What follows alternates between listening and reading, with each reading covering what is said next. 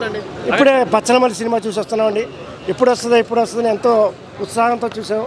అంత ఉత్సాహంగా చూసినందుకే cinema bumper hit, మామూలుగా బిగ్ బ్లాక్ బస్టర్ అవుతుంది.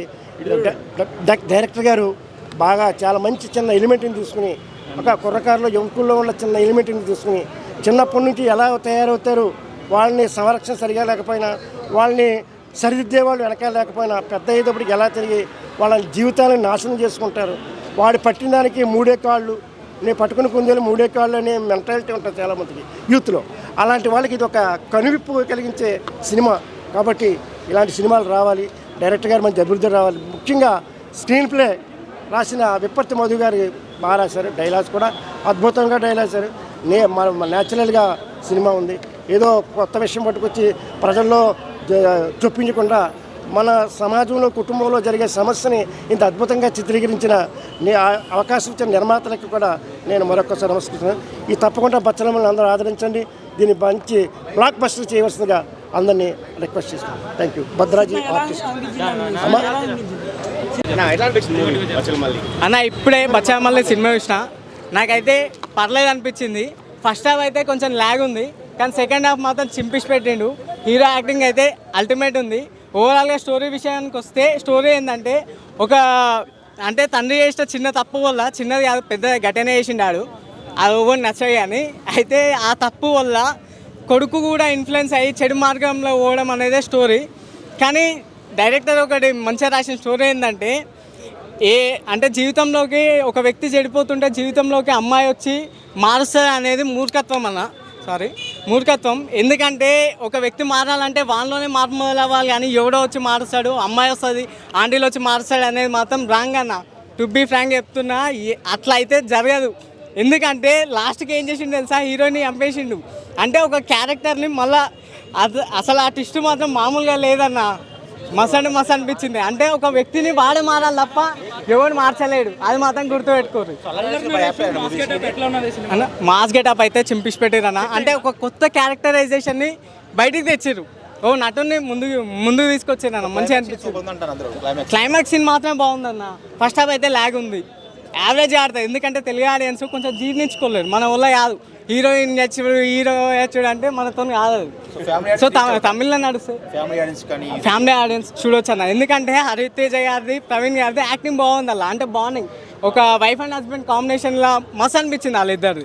హీరోయిన్ అయితే అసలు నో డౌట్ చిత్త కొట్టేశారు. అలాగే అందరూ రిలేటబిలిటీ ఉంది, కథలో గొప్ప విషయాలు ఉన్నాయి. అది చూస్తే బాగుంటుంది. ఒక ఉగ్రం ఆ రేంజ్లో ఉంది సినిమా.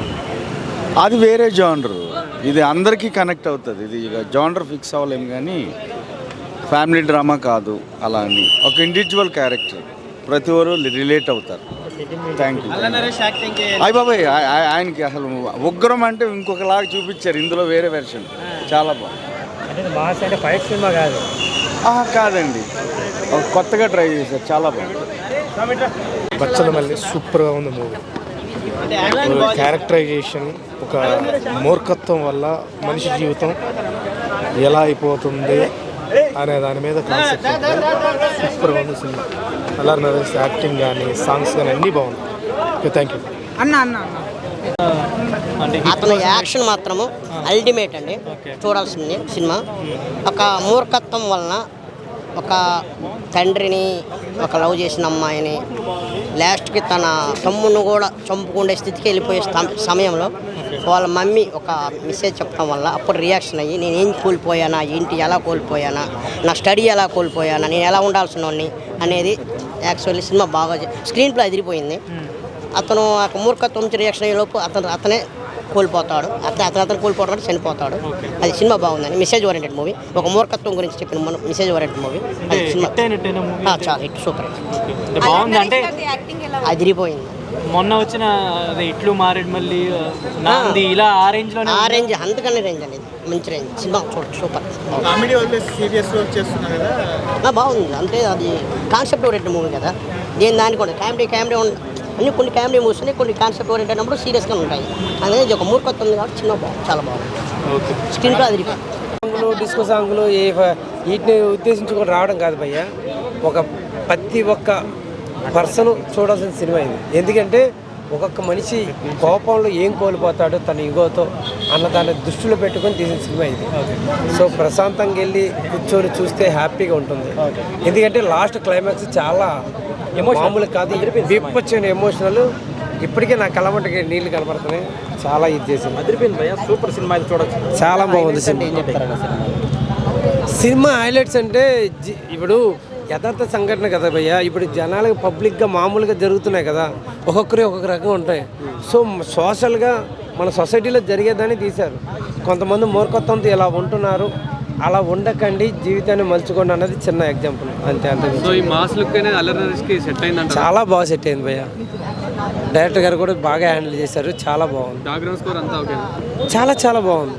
అంటే కొద్ది స్లో ఉంది అంటే కథ పరంగా స్లోగా ఉంది తప్ప వేరే విధంగా లేదు భయ్య. ఓకేనా, సినిమా అయితే చాలా బాగుంది. లాస్ట్ క్లైమాక్స్ అయితే పిండేసింది. రేటింగ్ ఎంత ఇస్తారండి అవుట్ ఆఫ్ 5? రేటింగ్లు అంటే ఇప్పుడు నువ్వు ఒకటి ఉంటుంది, నేను ఒకటి ఉంటుంది, దీనికి ఏం చెప్పగా భయ్య.